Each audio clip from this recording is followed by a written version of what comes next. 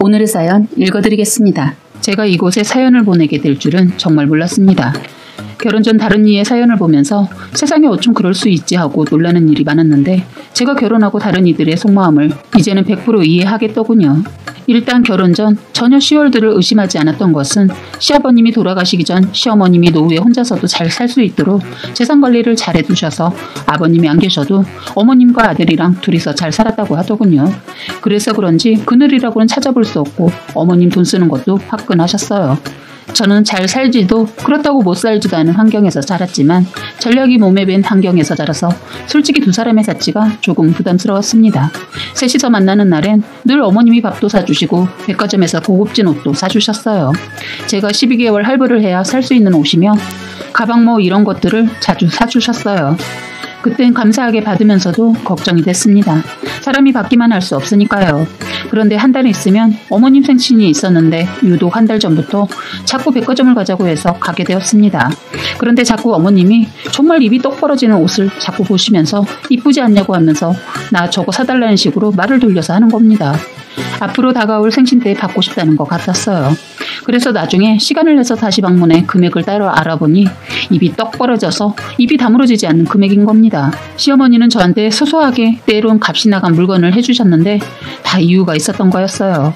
저에게 엄청난 금액의 옷을 원했던 거예요. 저는 절대로 사드릴 수 없기 때문에 제 선에서 선물을 하기로 맘먹었습니다. 그리고 늘 받기만 하기 그래서 한 번은 저도 나름 무리를 해서 어머님이 좋아하시는 고급진 식당에서 식사 대접도 해드렸어요. 그리고 마침내 생신이 돌아와서 저는 나름대로 생신 때 제 성의껏 모아둔 돈으로 조금은 무리를 해서 선물을 해드렸습니다. 솔직히 모아둔 돈으론 택도 없어서 카드도 썼습니다. 그런데 어머님은 제 선물을 받자마자 테이블에 탁 하고 내려놓으시고는 좋아하시는 내색 전혀 비치지 않고 약간은 실망한 것 같은 내색을 보이셨어요. 어머님의 반응이 썩 좋지 않아서 같이 있는 동안 기분이 내내 별로였습니다. 워낙 눈이 높으신 거 알고 있고 싼 거나 신상 아니면 쳐다도 보지 않는다는 거 알고 있지만 사람 면전에 두고 바로 하신 행동이 내심 상처도 되고 신경이 쓰였어요.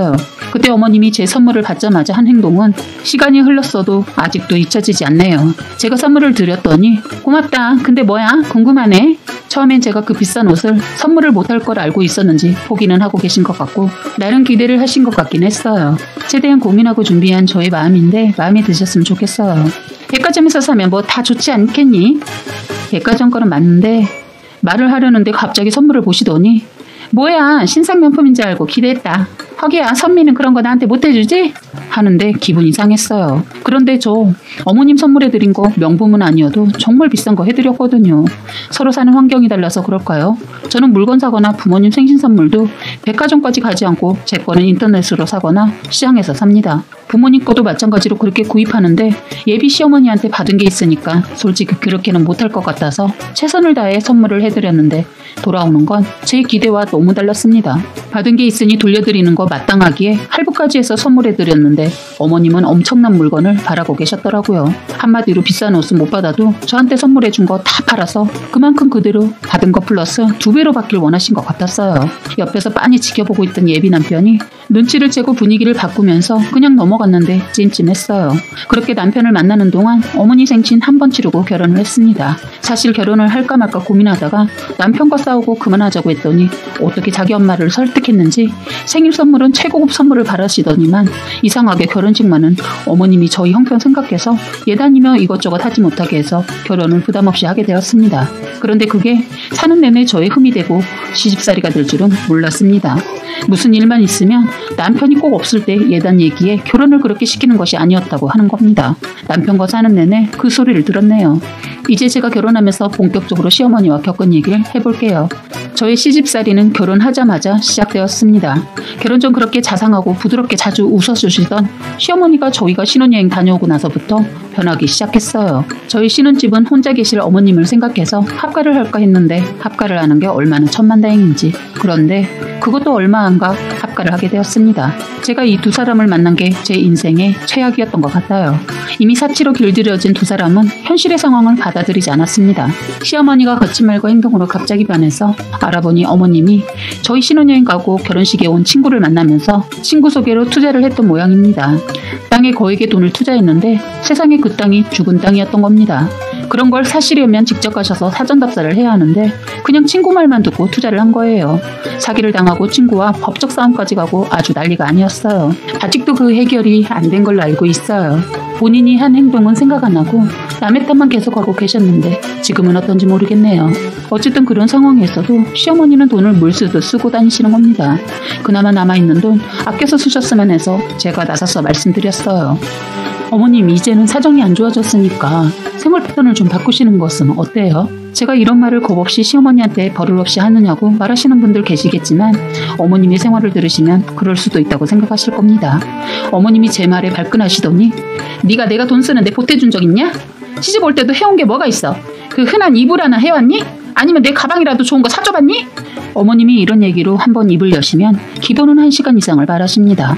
그 얘기가 그 얘기인데 같은 말을 20분마다 했던 말을 또 하고 또 하고 그렇게 말씀을 하세요. 그 얘기의 핵심은 예단 안 한 것과 남편과 사귈 때 생일 선물 얘기입니다. 생일 선물로 신상 명품 옷은 아니어도 신상 명품 가방이라도 받고 싶으셨는데 신상이 아닌 가방을 받으셔서 마음에 안 들었다고 그때 얘기를 하더군요. 신상은 아니어도 명품이었거든요. 저 받은 게 있어서 할부를 겁나 해서 샀는데 그런 행동을 보이시더군요.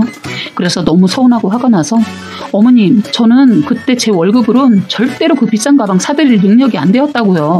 그래서 그때 그러신 거예요? 그래, 내가 너한테 한 게 있는데 받기만 하고 넌 어떻게 받는 것만 좋아하니? 받았으면 그 이상은 줘야지. 내가 어른인데. 어머니, 그럼 저한테 선물해 주신 거 비싼 가방과 옷 보여주기 위해 그렇게 백화점 문턱이 닳도록 데리고 다녔어요? 내가 내 아들 줬으면 그만큼 대가는 있어야 하는 거 아니니? 아들이 물건이에요? 그리고 어머님이 이런 분인 줄은 정말 몰랐네요. 이제 알았으면 앞으로 나한테 쓰레기 같은 선물 하지 말아라. 쓰레기란 말에 참 기가 막혔습니다. 남의 성의를 무시하고 그리고 신상이 아니다고 쓰레기라고 하는 말에 저도 화가 치밀어 오르더군요. 그래서 그날 시어머니랑 서로 상처가 되는 말이 오고 갔어요. 그런데 더 기가 막힌 게 갑자기 저희가 살고 있는 집을 빼라고 하더군요. 사실 그 집도 시어머니가 박박 우겨서 고급 아파트를 얻게 되었거든요. 그 집 얻으면서 제 돈도 보태겠다고 했더니 시어머니, 코 묻은 돈 어디다 보태려고 하니? 그거 보태놓고 나중에 집 사는데 보탰다고 하려고? 그런 돈은 그냥 너 써라 하셨거든요. 그때도 정말 기분 더러웠지만 그렇다고 결혼을 없는 것은 아닌 것 같아 참고 결혼을 진행했는데 그게 제 실수였던 것 같아요. 친구들은 저의 이런 사정을 전혀 모르니까 주변에서는 저를 무척 부러워했어요. 돈 한 푼 안 들이고 집을 구했으니 그럴만도 하죠. 제 속은 시간이 갈수록 자꾸 상처가 나고 지쳐가더군요. 남편이란 놈도 처음에는 제 편에 서서 어머님을 차단해줬는데 이 사람도 사치가 몸에 밴 사람이라 시간이 갈수록 시어머니와 비슷해져 가더군요. 그런데 놀라운 건 이놈하고 어머님이 저랑 상의도 없이 진짜 집을 빼버린 겁니다. 결혼하고 남편놈도 일을 잘 다니더만 사업한다고 바람이 들어서 자꾸 돈도 냈는데 시어머니 집 팔라는 말에 바로 집 팔고 사업에 투자를 했어요. 그런데 문제는 사업의 사자도 모르는 인간이라 쫄딱 망해버렸습니다. 그래서 본전은커녕 오히려 빚을 지고 말았습니다. 나중에 알게 되었는데 어머님이 어려워진 상황에서도 계속 사치를 하다 보니 그나마 가지고 계신 돈 다 떨어지니까 사시는 집을 담보로 대출까지 받으셨던 거예요. 하루는 몸이 안 좋아 출근을 오후 출근하겠다고 쉬고 있었는데 올 사람이 없는데 밖이 시끄러워서 보니 부동산에서 집을 보러 왔다고 하더군요. 결국 집도 처분을 해야 하는 상황이었어요. 그래서 저는 결혼하고 몇 달 사이에 방 한 칸 있는 월세로 이사를 하게 되었습니다. 어떻게 하다 보니 제 월급 무시하던 시어머니 남편, 제 월급으로 생활을 했었어요. 시어머니 코 묻은 돈이라고 무시하더니 저한테 손 내밀더군요. 두 사람을 책임져야 하는 가장이 된 저는 그래도 가족이니까 끝까지 책임지려고 가진 노력을 하면서 열심히 일을 했습니다. 그런데 이 사람들 대책이 없는 사람들이었어요. 저는 끝까지 갈 자신이 없어지는 일이 생기게 되었던 거죠. 하루는 퇴근하고 집에 오니까 고기 굽는 냄새가 나서 삼겹살 구워서 저녁을 준비하고 있는 줄 알았는데 고기를 보니까 최고급 소고기였습니다. 저는 너무 놀라서 돈이 어디 있어서 고기를 산 거예요? 친구가 예전에 빌려간 돈 줘서 내가 사왔다. 어머니, 그러면 그런 돈 아껴두셨다 정말 필요할 때 쓰셔야죠. 너 먹는 거 가지고 제발 그러지 마라. 네가 번다고 지금 유세냐? 이 사람도 지금 놀고 있고 저 혼자 벌어먹고 있는 거 아시잖아요. 그만해라. 고기만 떨어진다. 정말 애도 아니고 깝깝했어요. 이왕 사오신 거 드시고 다음에 이러지 마세요 했더니 갑자기 젓가락을 탁 하고 던지시더니 넌 내가 이러고 산다고 무시하냐? 그게 아니고 지금 월세 내는 것도 빠듯한데 이러시니까 그렇잖아요. 제가 이러지 않게 하려면 일주일에 주말만 알바하는 아들 나가서 돈 벌려고 하세요. 집에서 저렇게 먹고 자고 놀고 있는 아들 안 보이세요?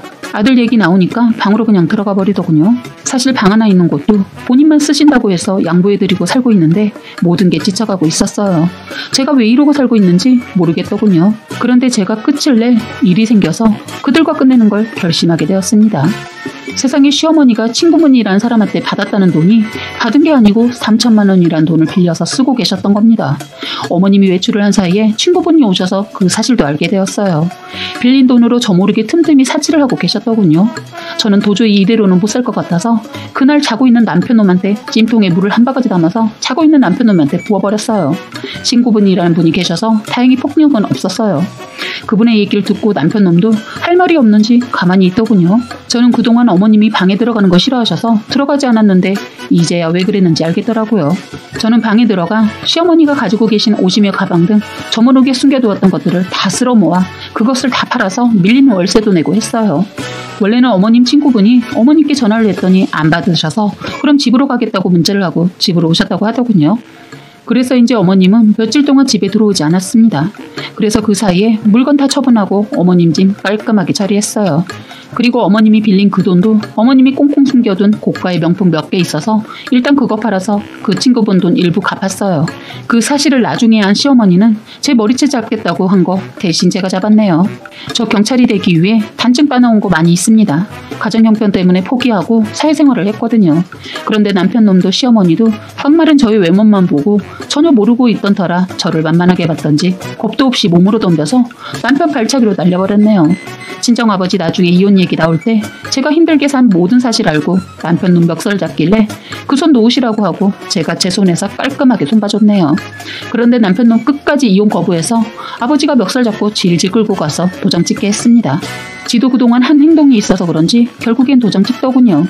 나중에 이혼하고 한참 뒤 친구들하고 식당에서 밥을 먹는데 주방에서 난리가 나서 무슨 일인가 봤더니 세상에 시어머니가 그곳에서 설거지를 하고 있더군요. 시어머니가 잘못을 해서 사장님한테 혼나고 있는 듯 싶었어요.